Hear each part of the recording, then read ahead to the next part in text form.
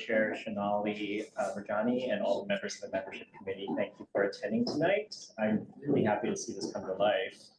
And so the idea of hosting an open house came about because as a committee, we all wanted more information about happenings at the BSA and to learn about or learn what questions our membership has about the organization. So I'd like to first thank Andrea Love, the most recent past president, Sam Batchelor, our current BSA president, and Hansi Better. Hansi Better Barraza, our president-elect, who have generously agreed to participate in a panel discussion facilitated by Kimberly Schumacher, our interim executive director. So Andrea, Sam, and Hansi will take turns answering questions submitted by the membership as well as by the membership committee. And I'd also like to thank the co-chairs of the knowledge committees who are able to join us tonight. They will be around after tonight's discussion to answer any questions you may have about getting involved. So before we jump into all that though, we'd like to start with an update on the BSA strategic plan and some other helpful information. So please welcome Sam Batchelor, who was elevated to fellow this year and is the current BSA president and partner at Design Lab.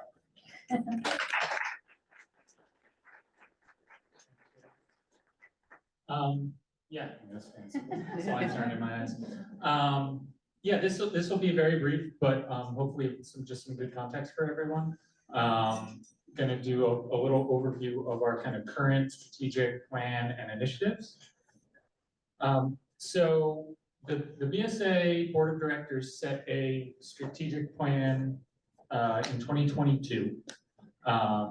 And for context, the Board of Directors is actually two boards of directors supporting officially two groups. The BSA is both the Boston Society of Architects AIA, which is the chapter organization, which is a 501c6, and the BSA Foundation, which is a 501c3, which connects the profession and the community. So both boards meet together, we act as one. The BSA writ large really tries to operate and exist as one group, but we are technically, from the IRS's standpoint, two groups. As I mentioned, we in 2022, the board created this 5-year strategic plan, which focuses on a number of different levers or action areas, and is playing out across this sort of 5-year horizon. The kind of key keystone or foundation of this is this dual focus on climate and equity that mirrors what the AIA National has established as priorities and is really important to us in all our work, and hopefully all of you.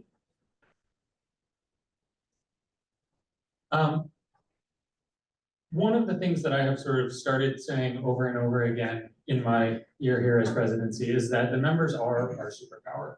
As both the BSA Foundation and the BSA AIA, we're striving to create impact, and that the impact we can create is through our members. That is what we have to offer the world in terms of our ability to impact it and create change for positive good. And it is also what our members really want. They want to be able to engage. They want to be able to affect the world around them. They want the learning and networking that comes with those opportunities. And so we really see those as really synergistic opportunities or synergistic lines of work. They break down into a number of different categories. I won't sort of read them out loud, but they're these initiatives, kind of re-engaging leadership and members and allied firms, leveraging our financial resources so we can do more of this good work, and developing a team in-house at the BSA here who can support the members in doing that work. So speaking of which, one of the things that Kimberly has really done a great job of since she stepped in as interim is creating a structure among the staff that supports that work. So the staff is really broken down into kind of these 3 distinct groups. Marketing and communications, led by Dave. Say hi, Dave.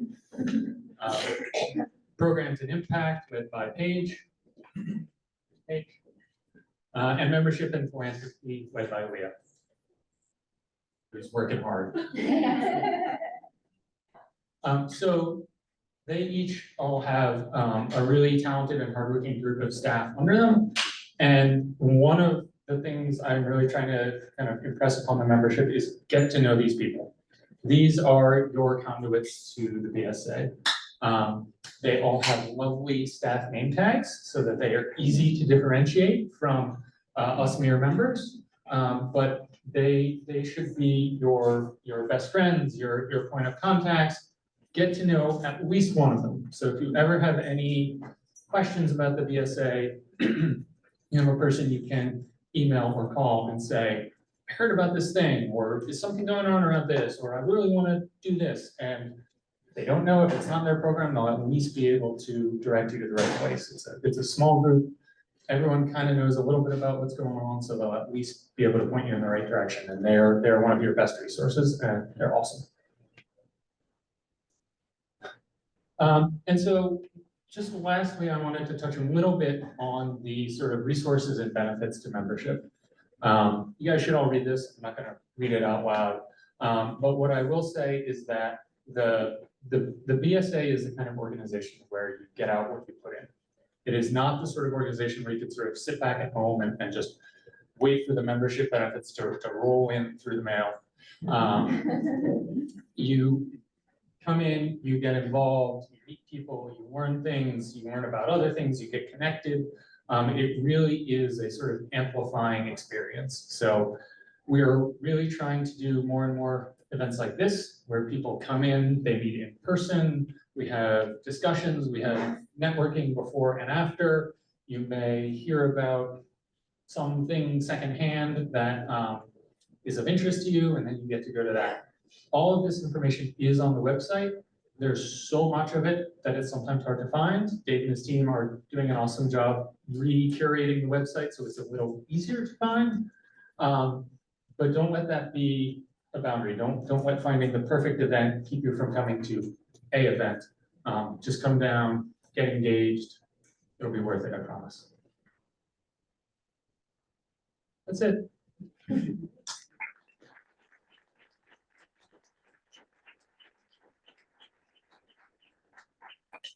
So now we're going to do a little panel discussion. Kimberly's got some questions. Andrea, Andy, and I are going to try to answer them.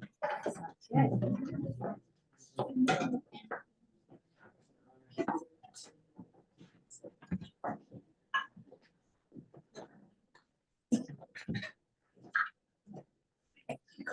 told you how awesome the team is here at BSA. You see it. This is just one example. You need to tell me where to sit. And I'm grateful.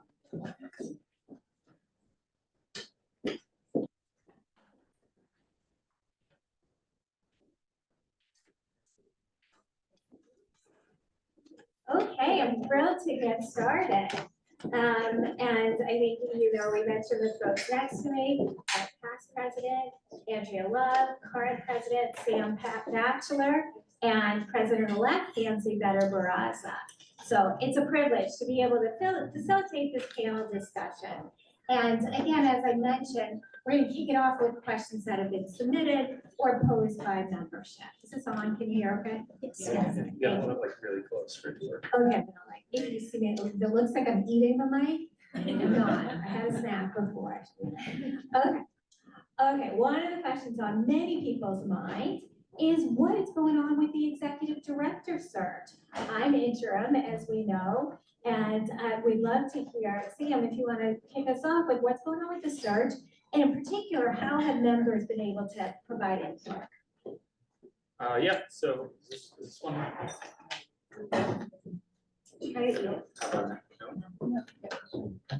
Yeah. All right, so yes, we are in the midst of a executive director search process. We have engaged the search firm of Phillips Oppenheim. We really have been kind of taking our time in the first half to make sure that we've really gotten as much member engagement as possible. So we have a 7-member search committee, which includes myself and Rebecca Barry, the chair of the foundation board. As the ED is the ED for both organizations. And it also includes Calvin Boyd, Bud Reese, Mark Pasnick, Rebecca Hatchadorian, and Janelle DeAngelis. So first and foremost, if you have any thoughts, questions, ideas, feel free to contact one of us. The search firm met with us as a group a couple times to discuss what we were looking for in an ED. They also met with each of us individually. They also met with the staff as a group. They also met with the full board as a group. We also sent out a member survey online, which hopefully you all completed. We did get over 100 responses, so we did get a lot of really good participation. Using that feedback, and the search firm then got names of what they call nominators, basically people who individuals in this process identified as sort of key members of the community who would have important things to say or know potential directors who might be interested. And so they had probably 50 follow-up calls with those people. And based on all of that, we generated a position description, which is now on the BSA website, which you can all read, which really articulates what we're looking for in our executive director. So we're now in the second half of the process, which out of respect for this privacy and discretion of the people who have applied, I'm going to be a little more vague about, but in general, that'll move through a process of, interviews, recommendations to the board, second additional rounds of interviews with key board members and staff and things like that. So we're in the home stretch. We should have somebody permanent in place in the August range. Thanks, Sam. Another question we've received is about strategic focus, and it relates to the fact that we have a new president each year. And so members have wondered, does that mean there's a new strategic focus every year? Yeah, so short answer is no. It used to be that the president had a pretty wide latitude to take a strategic direction. That created a little bit of institutional whiplash where we were sort of going from this to that, this to that. And so that's why we instituted this 5-year strategic plan to really set broad-based kind of goals and strategies for the organization. The president does have some latitude to sort of focus on an aspect of that. And so one of the things I have been focused on is just bringing people back to the BSA space and really engaging in professional discourse, thought leadership, things like that in the space, getting together. So as part of that, we've relaunched the Conversations program where folks come and sort of present projects in their offices that are still in design, where there's an opportunity for folks to sort of hear what they're working on and perhaps actually influence the outcome of the project. So they're always lively, they're always fun. You guys should all come attend. Our next one is in July. Danison Tavares is going to be presenting some of the work of Youth Build. So we have all kinds of projects, but that's going to be a really good one. Thanks, Sam. And Hansi, as you think about becoming president in January, what are you thinking about in terms of strategic focus? Before I answer that, I just want to say thank you so much for everyone for coming today. It was really great to get to know some of the membership committee members and to know that you guys really are a great family together and really initiated this town hall type of meeting. I just wanted to thank you guys for doing this. And also to know that some of you that I also met discussed the opportunity to meet with some of the board members to be connected with the board of directors. And we do have some of them here. So hopefully you have an opportunity to meet some of our board members like David, Allison that I see here, and there's others. So thank you again. In terms of answering your question, I would like to continue some of Sam's kind of initiative in terms of creating kind of platforms for gathering. My interest is to continue with educational and type of networking event for practitioners. So part of it is to not have like a disconnect, to continue that, but to also engage with the platform that I basically ran, which is putting forth issues of equity in our kind of built environment. And just to let you know, in terms of the equity, one of the things that we initiated this year was to provide kind of an open call for our members to kind of self-nominate themselves for open elected positions on our board. And it was very successful. I'm part of the nominating committee with Andrea, and we did receive some nominations for board members. So I thought that was a really great way of looking outside of our own kind of network. So, the nominating committee, we have members and we know people, but to have that open process is a really good way to open ourselves to our members that make this organization work. Another thing that is coming, and I think you guys should be really excited about, is the AI convention is coming next year in 2025. So there's another kind of opportunity to create a community and take advantage of the convention here. And I would love for the members to be involved. So the idea is to work with Paige and to find, how do we take advantage of that before, during, and after. And so if any of you are interested in participating and putting together a subcommittee right now to work with the planning efforts, please come and talk to me or contact Paige at the BSA. Thanks, Nancy. Lots of exciting stuff. Also exciting, I personally have been energized by the work that's been happening on innovation. And some of our members have asked for an update. So Andrea, I wondered if you would be so kind. Sure. So as some of you may be aware or may not, coming out of the strategic plan that Sam was mentioning in 2022, there was an interest in really trying to push innovations in the built environment, particularly around the issues of equity and climate change. And so in the end of 2022, we released an RFI, a request for innovation. Got a number of really interesting proposals, and there was a small group of people, the Strategy Action Management Group, or also known as SAM, no relation. Kind of combed through those requests or the submittals that we got and selected 5 projects. You may have heard about them last year. We talked about them in decent amount. 2 of them have kind of reached natural pauses, but we have 3 that we're still working on actively that are in various stages, and we're providing them with everything from some small financial resources, industry expertise, connecting them to members, personal connections and professional connections, as to say, sorry, and then kind of trying to tailor to meet each of their needs. And so the 3 projects that are still ongoing is Pass the Partial, which is led by architect and research Adele Hoden and Carolyn Shannon, who is an architect, and both of them have degrees in health and public health. That's really trying to incorporate health and equity and climate considerations into real estate development process and kind of permitting process.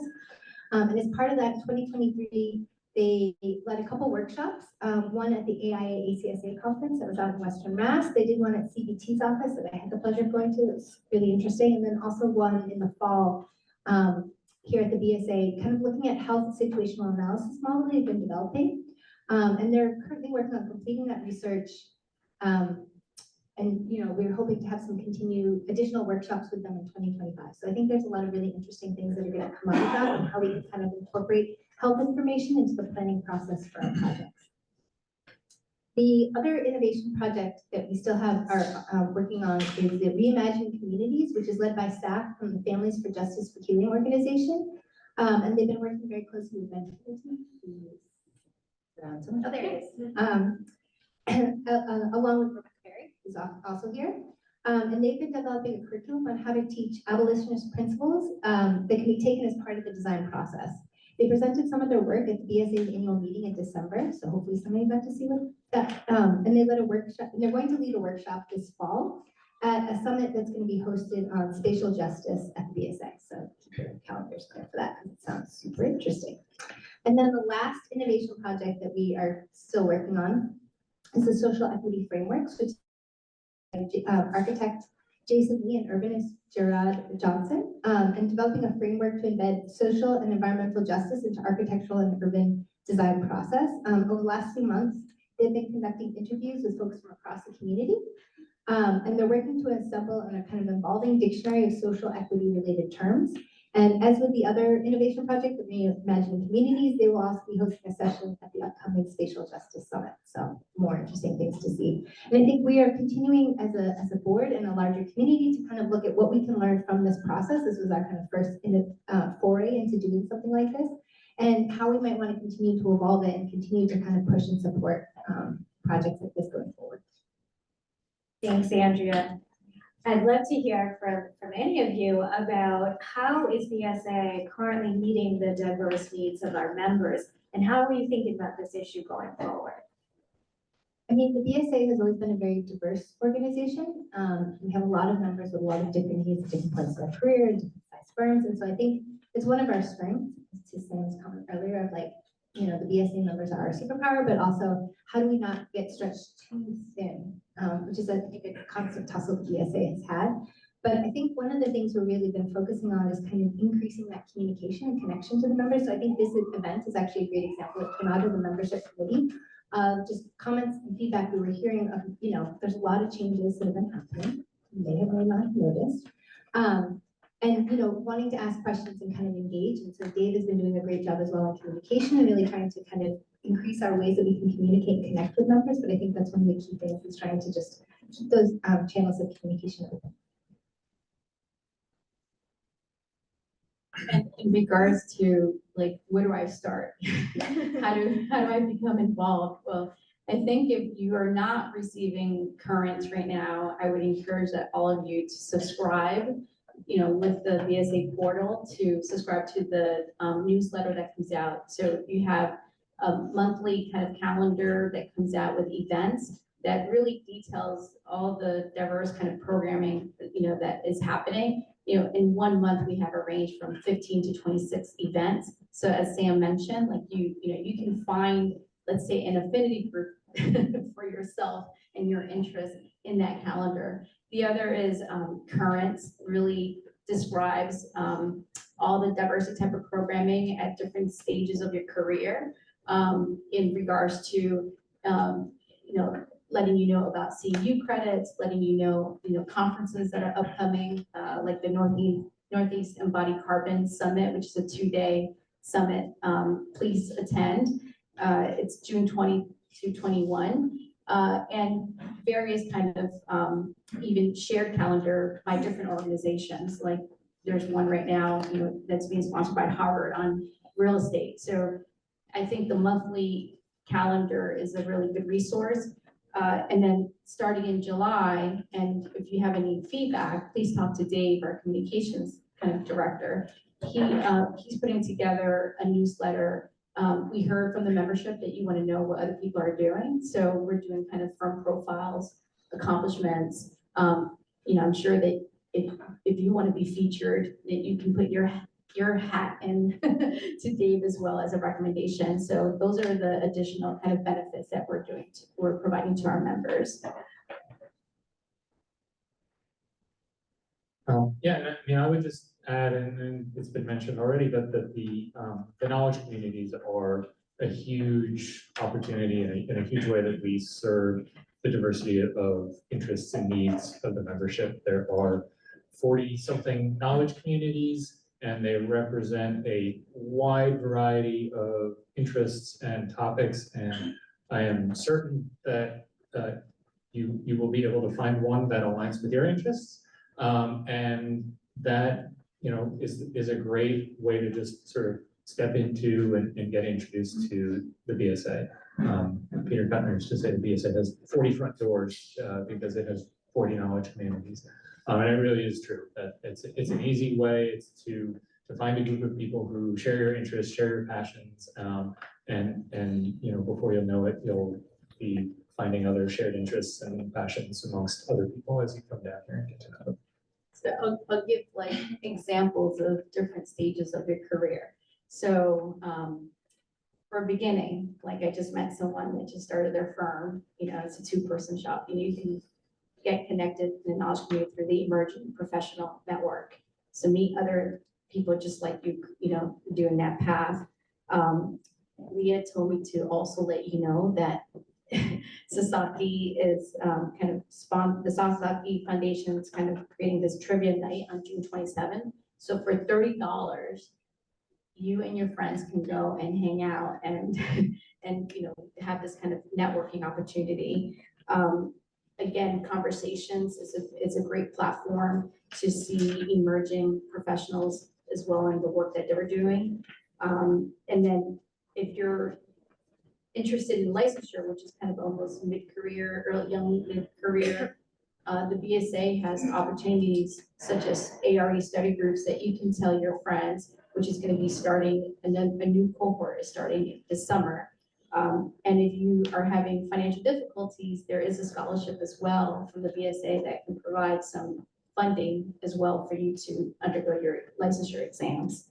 And then regarding kind of leadership, if you are an established practitioner and you're interested in leadership opportunities, one is the board. The board is a perfect opportunity to be a leader. The other is to be a co-chair in the knowledge community. Find a particular interest and be a co-chair and participate in kind of advocacy for our profession. That's great, thank you. Switching gears a little bit, so many of you know that not too long ago, there was a set of green stairs right here. And they're not here anymore. And this beautiful green just got painted like 36 hours ago, which begs the question. So Andrea, can you share what's been going on with our space and what are the opportunities for our members related to the space? Sure. So as you can see, we have changed the amount of space that the BSA has here, in part through a number of reasons that Boston Properties wanted to needed some additional space. So it was an opportunity for us to kind of look at how much space we were really using and how much we needed. We engaged with Westbrook, run by Katie Faulkner, to help us kind of look at how we might want to reimagine the space. And one of the things that I think is important to keep in mind is we designed this space. Well, we opened it in end of 2011, beginning of 2012, so it was designed sometime before that. When we as the BSA were using the space very differently. It was being used by multiple knowledge communities a night, meeting here in person. That all went online in COVID. And for certain events like knowledge community meetings, that makes a lot of sense to continue to do that way. But we of course still want to get together in events like this. So how we use our space has very much evolved in the last few years. And so one of the things that we decided as the task force, which is made up of myself, Dan Brucey, Katie Faulkner, John Martin, and Susan Blomquist, was that we want to kind of leave it actually a little raw, kind of do the minimal interventions that we think we need to, like wayfinding. I don't know if anyone has tried to find your way into the BSA lately. It's a challenge. There's some acoustic and HVAC issues with spaces that like just aren't working at all. And so there's some minor things that we really have to address, but otherwise we kind of want to leave it a little raw and open and see how we might want to continue to use the space. And so that's one of the things that I think we'll continue to look at and evaluate in the coming years and see how we might want to change or leave it the way it is.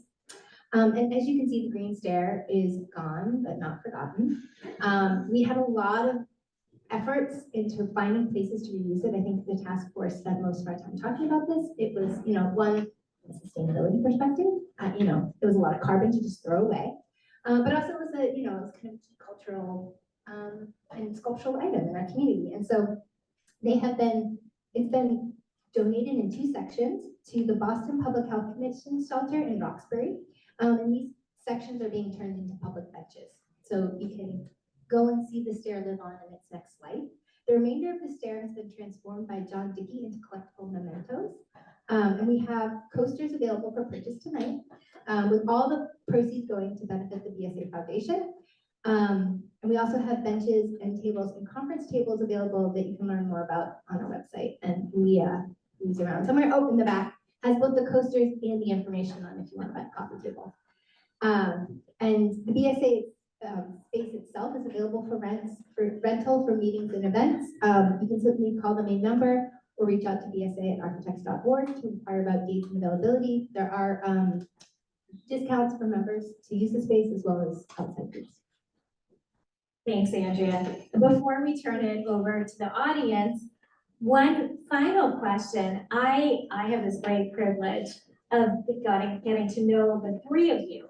I know how much time, energy, commitment you all spent. In fact, for other folks who might not know this, we start our day together at 8 a.m. or before, and here they are again.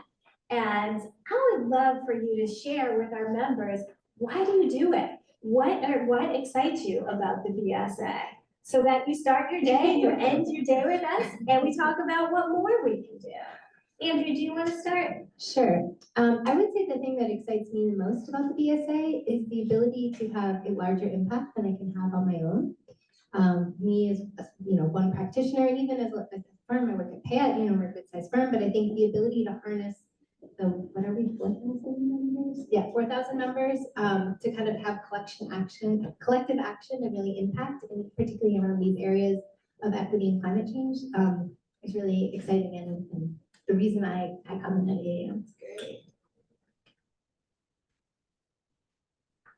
I think, to me, what excites me about the BSA is whenever I see something unfair, within our discipline, I know that I can rely on an organization and the collective aspects of its membership to advocate for something that we can all benefit from in terms of the policy change. You cannot do that alone. And so that's, to me, the real advantage of being together.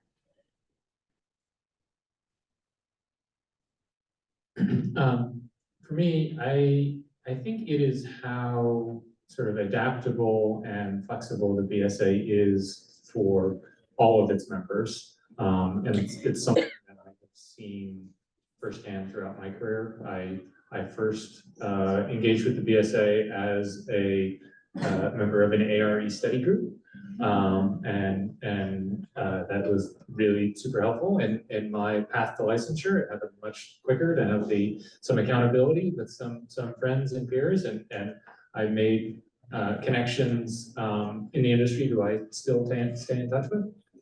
And then, as I kind of moved into mid-career, it was an opportunity to showcase what I was doing through awards programs, network with peers in other firms that I wouldn't otherwise sort of know what was going on in, as I worked mostly in small firms.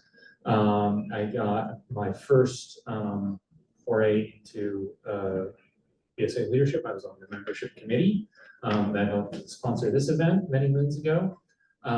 And now in my year here as president, it's really fulfilling to be in a sort of giving back mode to sort of be able to think about the BSA and how it can support all of those members, and how, as I sort of came up through the stages of my career and continue to evolve, how the BSA has always had something that has really added value to my professional experience. Thank you, each of you, for sharing that. I'd love to open it now for questions from anyone who's here.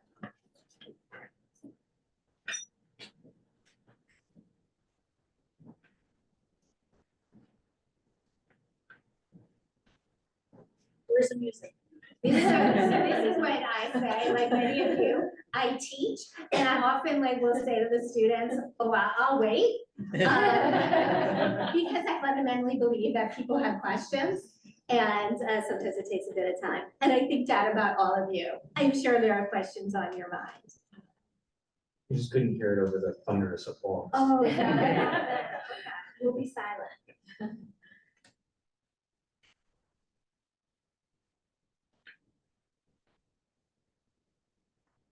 I have a question. So the strategic plan goes up to 2024, 25. 25. So what's after that? New strategic plan. Okay, so you'll redo the whole. Yeah, I mean, a strategic plan is meant to be updated and revised on a sort of cyclical basis. And so we purposely chose 5 years so that we could have an opportunity to revise it in that time frame. We may choose to focus on some of the same key strategic elements of equity and sustainability. We probably will be looking at different levers and strategies and ways to achieve that.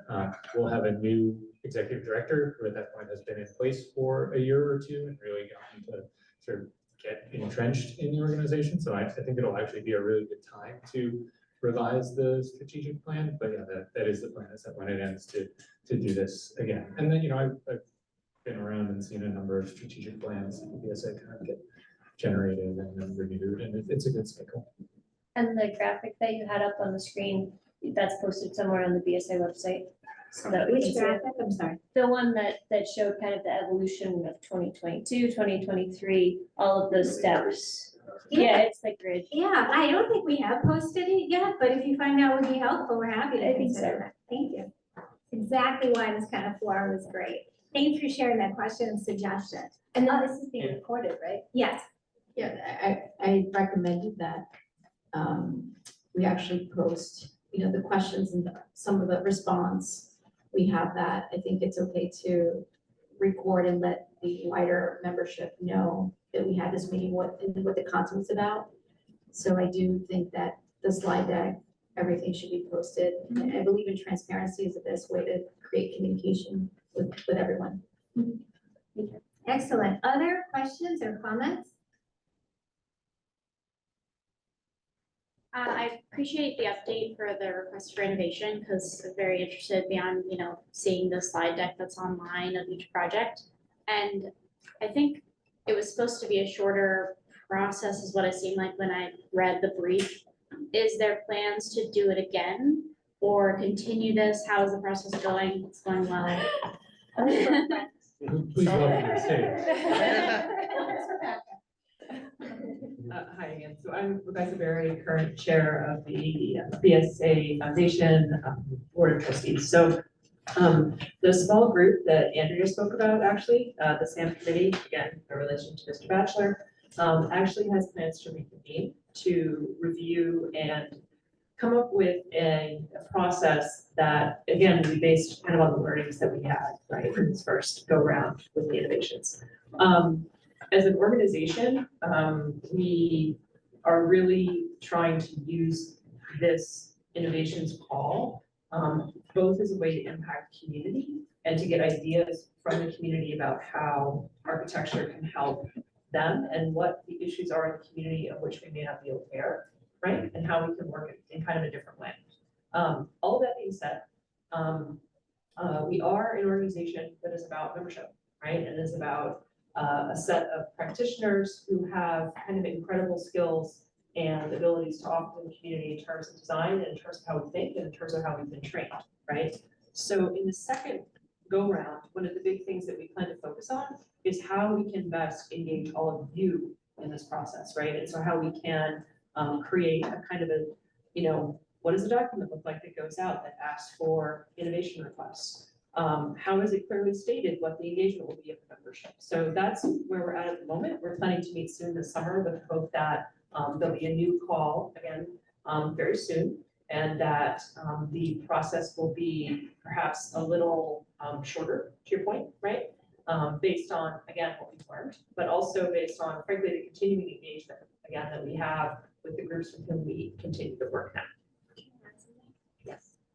Another thing too that I would say is if you have a good idea, we're always interested. This was like an explicit call to put out both to our members, but also the external community.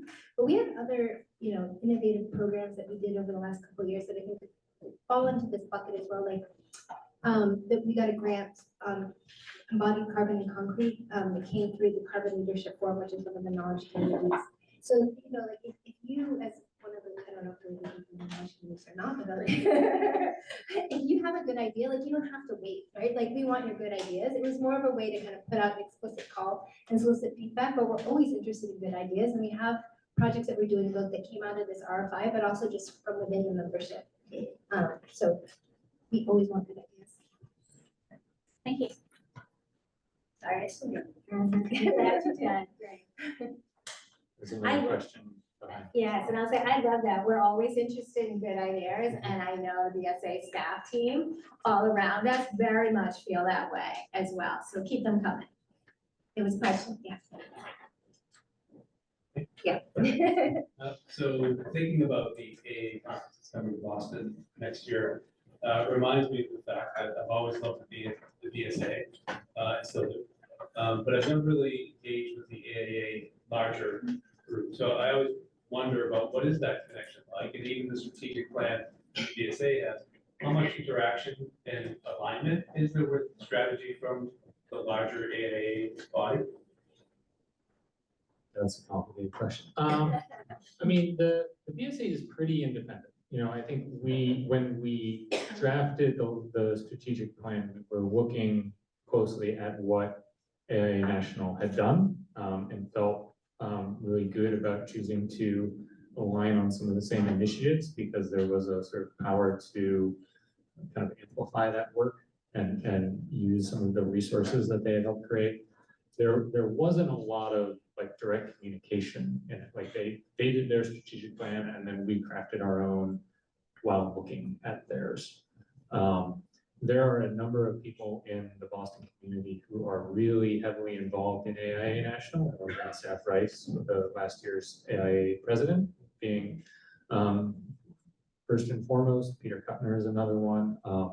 And they can speak much more knowledgeably than I can about sort of what's going on at AIA National and how the BSA interfaces. You know, there is, without getting too much into the bureaucracy, you know, the BSA is one of 3 local chapters of AIA Massachusetts, and then AIA Massachusetts is one of the state chapters, and so there's multiple levels of kind of AIA engagement.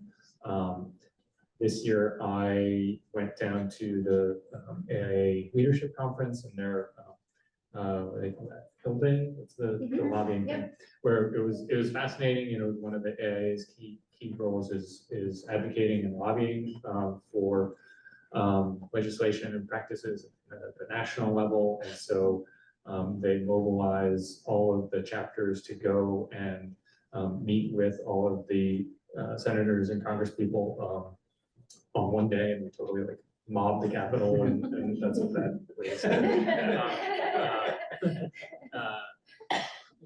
Calmly and orderly representatives. But anyway, so there's a lot that happens, but I guess I would say there's not a ton of like day-to-day interaction. It's more sort of stratified and sort of everybody has their opportunity, their sort of sphere of influence, and we kind of talk to each other and influence them in different ways. There's also knowledge sharing that happens between the chapters, like with the big SIP.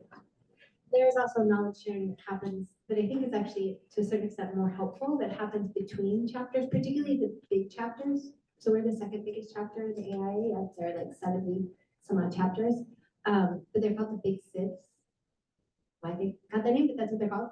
And so they like get together annually and kind of, you know, at a lot of events. And I know Kimberly's talked to other EDs, and that's actually a nice way to like hear what good programs they have and steal them and share our programs as well. And they face a lot of similar issues that we often do. So there's actually, I find more helpful the kind of knowledge sharing that happens kind of at that level. Great. Other questions or comments? Yes. Yeah, I don't know if it's a question, a statement, or a comment, but I'm often thinking about how to make the BSA profession more friendly to emerging professionals. And so I'm thinking about the Sasaki trivia event and how it's $30, and how maybe for someone like me who's 4 years post-grad school, it might not mean that much. For someone that's right out of school, that's kind of, it might be the decision to go or not. And I'm just curious if the BSA in the future can start to maybe leverage its relationship with some of the larger firms that also pay into the BSA. And maybe, you know, I work at PIT, so maybe PIT sponsors 2 of our employees to go to this event, and another firm sponsors 2 of their employees. And so you have people that like aren't susceptible to deciding whether they go or not based on the dollar amount when they're probably like 23 years old and like maybe need that cash. And yeah, I'm just thinking about what that could look like in the. Great idea, I'll work with you on that. Yeah. I mean, I will say that is always top of mind in everything we do, and we try really hard to make sure we have a range of events, many of which are free. I think we just made sure Conversations was free. I think the Sasaki event has beer, so you are getting value for your $30 and pizza. So I challenge you to get beer and pizza for less than the $70. But no, it is very much top of mind, and we're always trying to make sure that we balance I mean, we do also have a fiduciary responsibility to make sure that the VSA is, responsible and, driving value, creating revenue from programs that we use to then fund more programs. I mean, all the money just goes back into the system every time. But it is sort of top of mind of always how to balance that. Yeah, and the Embodied Carbon Summit next week, which I want you to go to.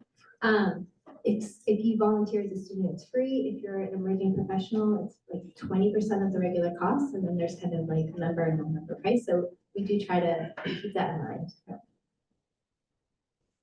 I have like a pre-question to Calvin, since he's an emerging professional. So like, I mean, Boston is a hub of like academics and institutions, and I'm wondering what your vision is in terms of engaging with the educational aspects for people who might not know what the BSA is, but then all of a sudden get out of school and they're like, oh, this is what I probably want and need. So how do you tap into that and grow the pipeline earlier than maybe a lot of people and say, oh yeah, now BSA, that kind of stuff.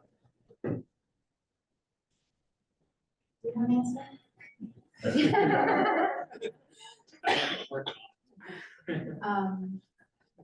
So we do have a school representative on our board that connects with all the other school representatives, here in the Boston, Cambridge area.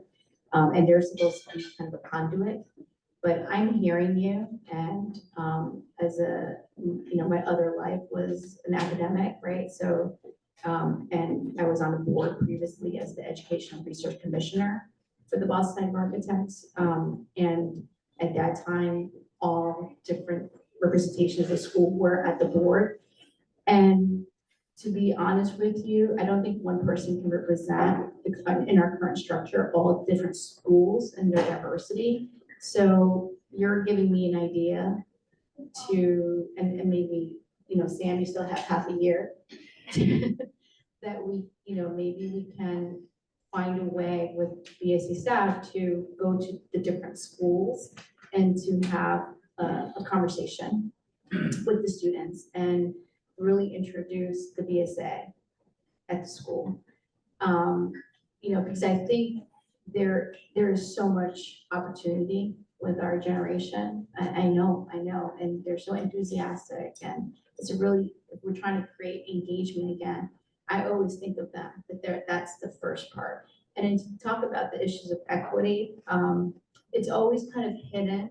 The BSA was always a place where if you could not meet your dues historically, because I was there, they would give you a discount potentially, right? So I think, I'm not sure if the practice is still there. I would hope that it is, but I'm thinking that there must be a way that we communicate to our members that you should always feel that you can come regardless of your financial hardship.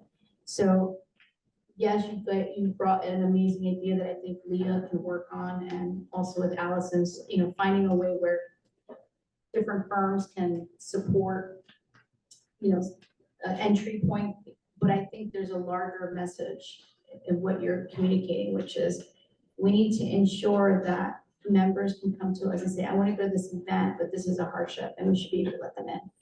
So that's something in terms of equity that I would love to also work on with you and others to ensure that access. Thank you. I will add too, I'm glad you said it. We've been thinking about that on the staff side as well. Dave Nagel on our staff has had some conversations with Paul Hatchadorian, as you mentioned, who sits on our board, because we see there's a huge need out there.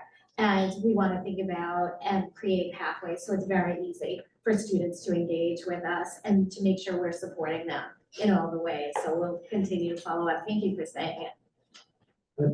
Just to build on that, something that I was reminded of while Hazel was talking is, This, I mean, to be honest, has always been an issue for the BSA, is how to engage students. I think part of it is just the nature of being a student. You are heads down in your own world, barely leave the building, let alone come across town to a BSA event.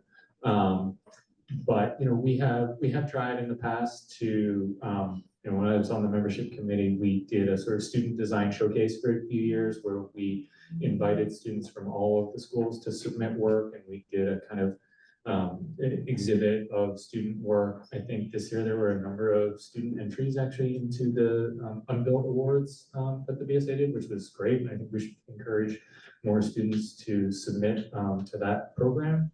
And I would say also that our best conduit to students is actually the recent students, right? And so getting people who are just out of school to then reach out to the people who are still in school and kind of create that link, I think is really important. So as we said with the innovation, what did we say? We like all good ideas, or Yeah, all the good ideas. any all good ideas anytime. If you have them, if anyone has, you know, thoughts on how to engage the schools and the students, I think we are all ears. That's definitely something that the PSA has tried to do for many years. Yes. Yeah, I was gonna say that also each school has AIS. So it's like already tapping into the existing infrastructure. So BSA needs to do a better job. We need to do a better job tapping into the AIS with BSA. I'm a co-chair of the Women in Design, and this last year, we've had a few events with the chapters of the AAS from Wentworth, from the BIC. So if other knowledge communities are interested in that, like we can share. Luckily, this year, there's some pretty active students who are leading those groups. Great. Thank you Yeah, for and the sharing. GSD as well. So that was a particular focus for our group the past year. It's great. I just looked at the website too, and apparently student membership is free. That's a good thing. Yeah. Yes, we recently made that happen and visible on the website. Spread the word. Other questions or comments? Yes. I had a question about committee meetings and what, I think you guys have done this topic of online versus in person. So I co-chaired the Small Practices Network for 3 years, and it was one of the best experiences that I've had at the BSA and meeting people. And I'm wondering, since this is a event where the other, with all the committee heads, whether, is there the online versus in person, is that something that the different committees are just deciding themselves, or is there kind of a effort to go like bring it back into the space now that we're as an event? Yeah, I mean, you can certainly chime in as well as you want, but we are happy to support however you want to meet. So whether it's, I know certain knowledge communities found it easier because they would happen at lunchtime and you don't have to kind of all come downtown, or whatever it might be in the morning or whenever you meet, then it was easier to do virtually. I know some are doing a combination. I don't think there's any that's all in person anymore, but I don't also, there's like 40 plus communities, so I would make no claim to know everything that's going on. But I think, well, you know, we're happy to support however the knowledge communities feel it's best to be. I don't know if there's anything you want to add. Yeah, I would just add to that we're hearing there isn't just one way to meet that we've heard in unison. Some people, you know, being able to meet online means that they can take care of their kids or go to their evening meetings and still tune in. Or maybe they moved out of the city and it's really impossible to get here at 6 p.m. on a Tuesday. But then, so we have those people, but then we're also hearing like, we want to meet in person, we want to have social events. So we're trying to accommodate all of those things that are hybrid events, in-person ones, tours that are in person, educational things that are online. So as Andrea said, we and Sai, who's our program manager for knowledge communities, you know, Sai's here to help knowledge communities meet in the ways that they want to and respond to feedback he's hearing from them about that. So it's kind of evolving and growing and changing. I can't see it going back to 100% in person because we're getting so much positive feedback to include, you know, continuing to have things online. But it'll shift and change, and you'll see if you follow the calendar that there are all versions, all types of things. Thank you, Paige. Was there a question, Mary? Yes, I did. So there's a new handbook for the knowledge communities that came out in January. And it has a mix of resources for the knowledge communities, but there's a limit on how many meetings we can have in the BSA space. And so for our group, we like to have a lot of engagement, and we'd love to meet here more often. But it's sometimes an obstacle to us to have to pay the rental fee after we get to the limit. So we've been having a lot more events that are either virtual or off-site for that reason. And so I just want to make sure it's not limiting some of the knowledge communities, I guess, goals. So thank you for that feedback. I am going to encourage, so what I was going to say, when we're done with the questions, I hope folks will stick around a little bit, both to talk to any of the BSA team members. Also, we have the knowledge communities to talk with each other and other members as well as the committees. This is one of those areas where we really want feedback on. That was, as you said, it was a new handbook. And some of it, I think we got exactly right. And some of it, like everything, maybe we didn't. And the only way we know is through feedback, like how you're just sharing. So I'm grateful for that and would encourage us to keep the conversation going. I Yes. was just gonna say, can one knowledge community borrow like credit? I mean, I think it's the same amount of credit. If one group never meets a person, one group only must. It's hard, yeah. Okay, so this, I might say, so these are like, I love the ideas and brainstorming. Let's keep the conversation going. I'm conscious of time because some of the folks who are staying to represent the communities have to leave soon. So I want to make sure that happens, but I want this conversation to continue and the brainstorming is very important. Any other, did you have a question or? Yeah, if you comment? don't mind. I was gonna ask, if you don't mind, if I poll the community here, as far as the knowledge communities, if they have a preference for in-person, virtual or hybrid. Thank you for your question, because we were discussing this among the knowledge communities, what works best for all of us. So I'm just curious for the feedback that with the people that are here, if they have any particular preference. It might be case by case. That's the issue that a lot of us are running into. Is that some events are just better online, participation in some events are better in person. So I think it's definitely case by case. I don't want to speak to everyone, but. That's what we're hearing. Yeah. Also, the people here are probably the ones that buy us. We love it person. Yes, it is great point. Any other questions before the panelists? For the panelists? Okay, yes. I want to ask a quick question. I think it's Rachel, and I want to ask about the innovation group. Have you all considered working or partnering with any other organizations that are doing similar work? Because I know this is Saki Pitch Night. Like, there's like 4 groups that don't get picked for the same type of thing, and I'm wondering, have you all considered partnering with them or sort of taking some of those people in if they don't get the society foundation support? That is a very interesting question. I mean, they should submit to the RFI. Yeah, I don't know how to know about it, and the society Well, foundation is yeah. just so much Yeah. broader than architecture now, Yeah. that they Yeah. are just like Yeah. sending people there. No, So I'm that's wondering, that's interesting. do I have Very good, to reach out for- Yeah, we should think about that. Okay, Okay. thank you. Okay, I love this. So I'm gonna do 2 announcements and then some thank yous. So keep with us for just a sec. So the announcements, this is very exciting. So I've been privileged, excuse me, of saying now, look into your name tag to find your raffle ticket. And do folks know what the winner gets? Stairs. No, you don't need to say you're parking. Okay, you really said the stairs in its entirety don't actually exist anymore. But since you're close, what exists is a set of coasters that were part of the stairs. And the number is Wow, this is exciting. 505343.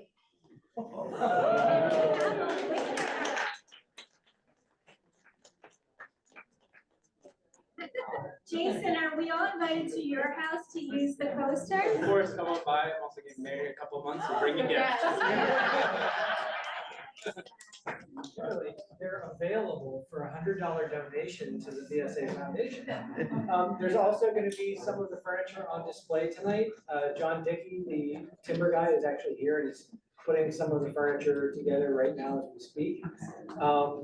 If you don't think that you can afford a $10,000 glass conference table, consider it as a gift for your firm. Where else can you buy furniture and get a write-off? And it's also guaranteed not to fly or float away. Things are super heavy.